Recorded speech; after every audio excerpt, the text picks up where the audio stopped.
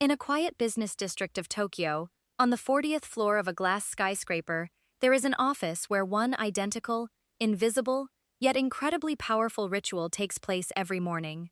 The man who runs a corporation with thousands of employees enters his room and sits at a completely empty desk. There is nothing on it except one thin monitor and one black pen. No stacks of paper, no plastic organizers, no cups of yesterday's coffee, or sticky notes screaming about urgent tasks. He does not spend a single second looking for the right document or pushing unnecessary items to the edge of the table. His space breathes, and his nervous system breathes along with it. His mind is crystal clear and ready to work. He starts working instantly, diving into a state of deep focus as easily as a heavy stone sinks to the bottom of a perfectly calm lake. His productivity and ability to concentrate seem like magic or talent, but in reality, it is simply pure biology, multiplied by thousands of years of Eastern philosophy of space. Now look at your own life and the environment in which you try to work every day. Look at your desk right now. Most of you are looking at it this very second, or sat at it a few hours ago in a state of deep despair. What do you see in front of you? Stacks of papers that you promised to sort out last month but never touched. A tangle of black and white cables from devices you do not even use anymore, but keep nearby just in case. Notebooks you bought for brilliant new ideas, but in which only the first 3 pages are filled. Dozens of small items just lying there because you did not make a decision about where exactly to put them the moment they appeared. And somewhere amidst this visual chaos, amidst this graveyard of unmade decisions, you try to force yourself to work. You sit down, open your laptop, and suddenly feel an overwhelming desire to go make another cup of tea, check the news, or simply escape from this place. You call it procrastination. You call yourself lazy. You feel a heavy, suffocating guilt. The modern productivity industry is built exactly on this guilt of yours and feeds on it. Hundreds of time management gurus, successful bloggers, and coaches have spent years instilling the idea that you are simply not trying hard enough and have weak willpower. They sell you complex planning systems, premium focus apps, and expensive leather organizers. They convince you that your brain is simply broken and must be forced to work through sheer effort, breaking yourself every morning. Write right now in the comments, be absolutely honest with yourself. How many times over the last week have you moved the same papers or small items from one edge of the desk to the other without making a final decision on what to do with them? Your answer will show you the true scale of the problem that is stealing your years.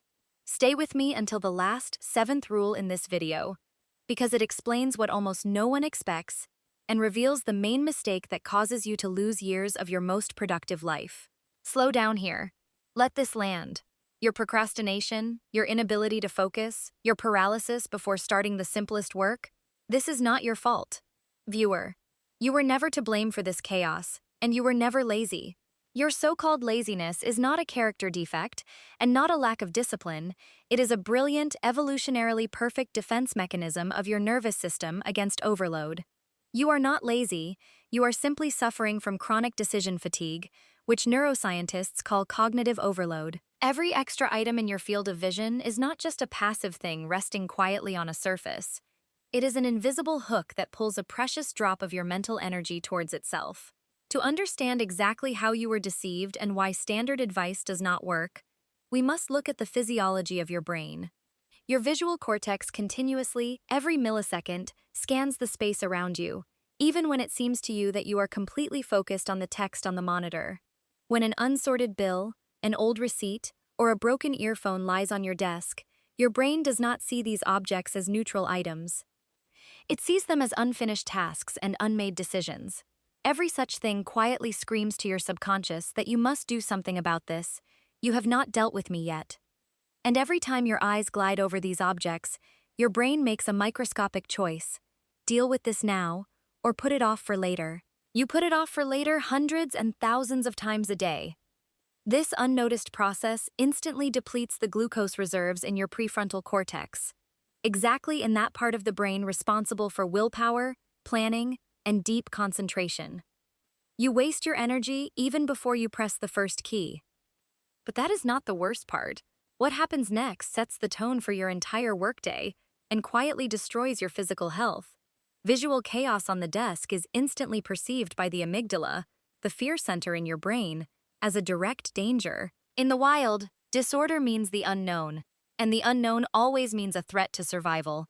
Your body reacts to a cluttered desk in exactly the same way an ancient human would react to a potential predator hiding in the bushes. A quiet spike in cortisol occurs, unnoticed by your consciousness.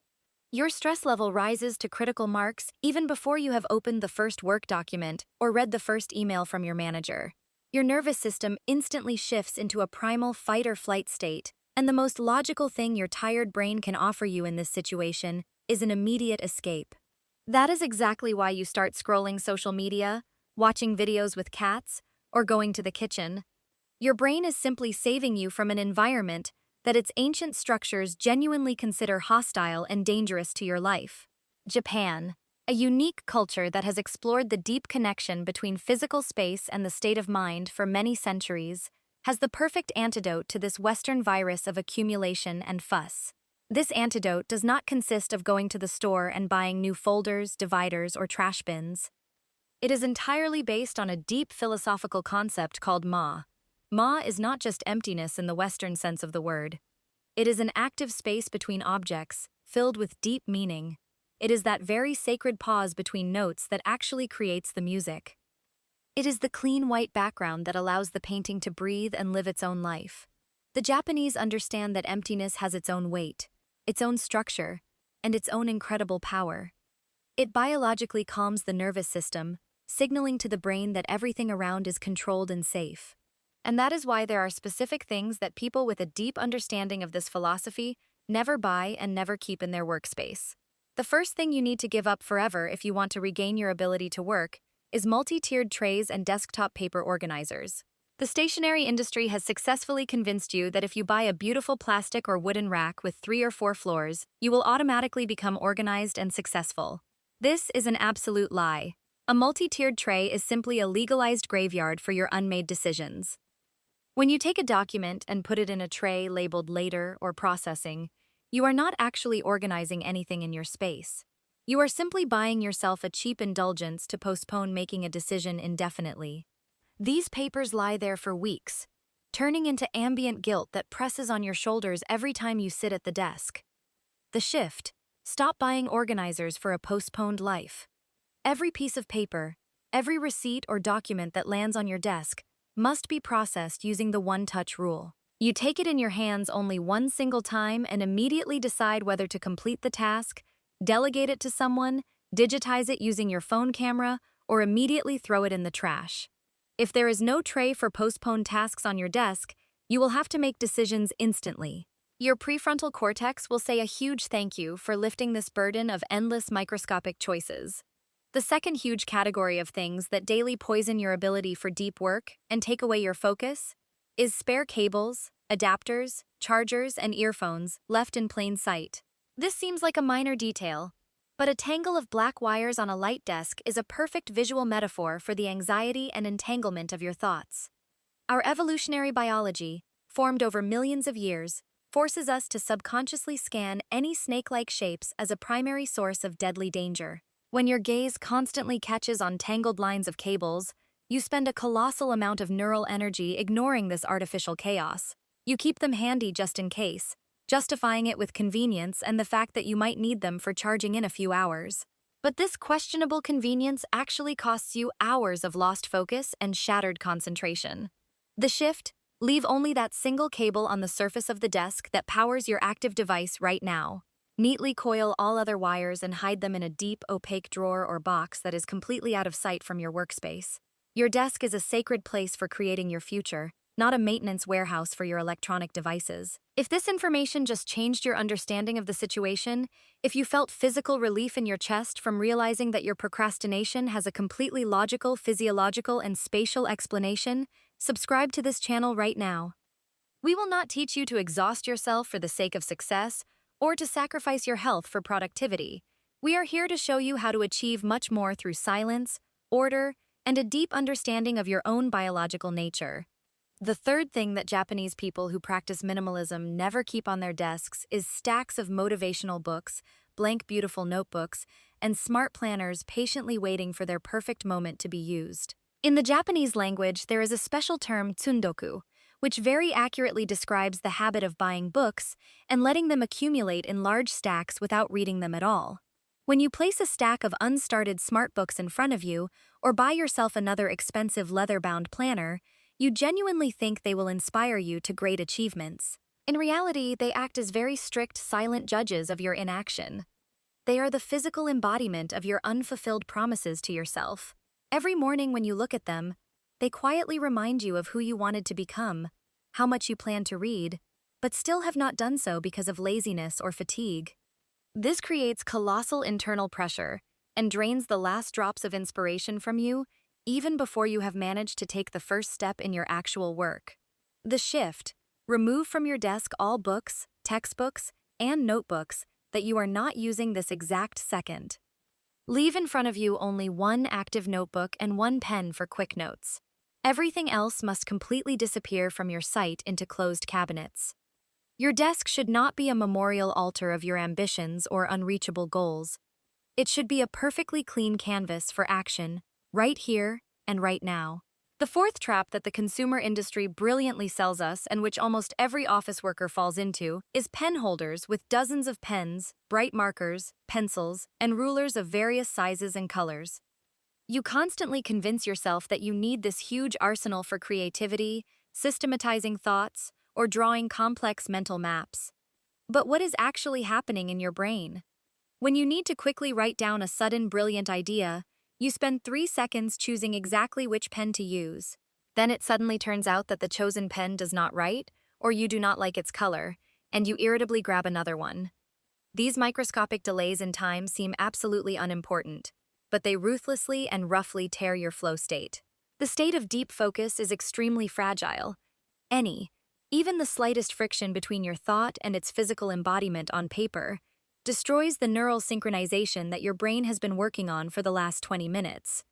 The Japanese calligraphy masters, or modern minimalists, use one, but perfectly matched and reliable tool: the shift. Choose one single pen that fits perfectly in your hand and whose ink you like the most.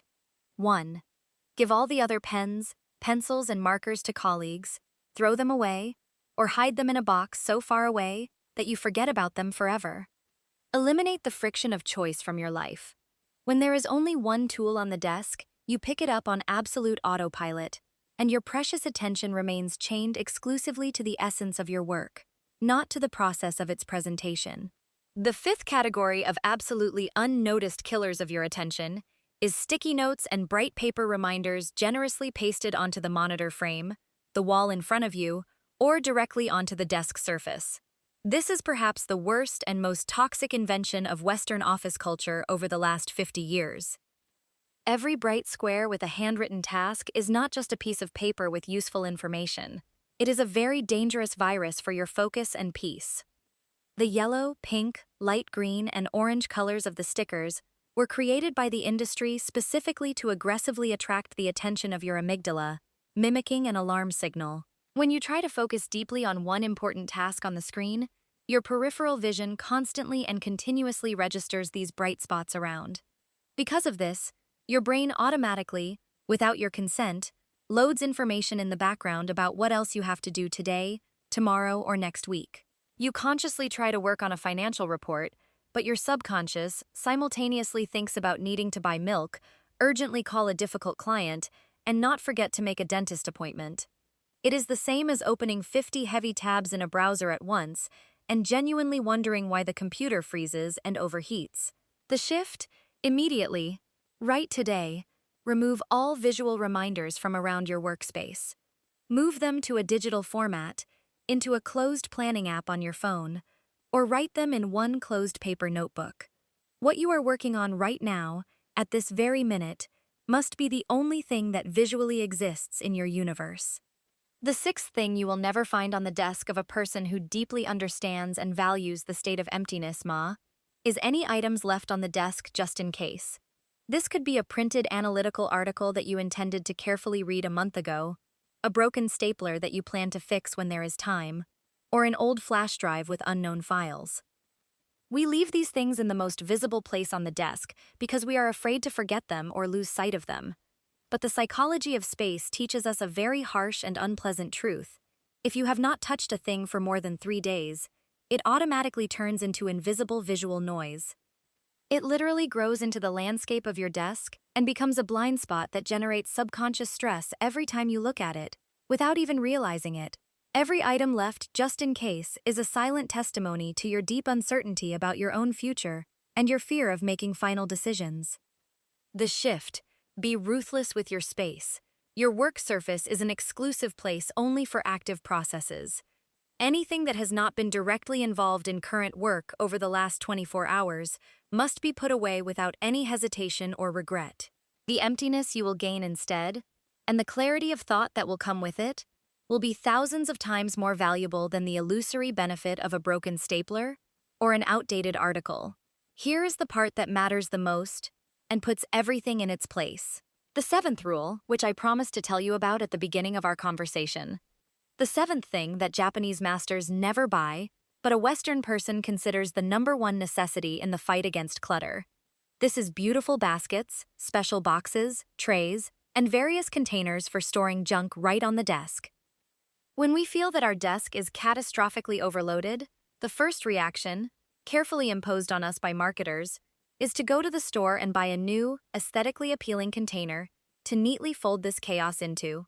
We naively believe that our problem lies solely in the lack of a proper storage system. But a box for clutter never eliminates the clutter itself. It legalizes it, giving it official status in your life.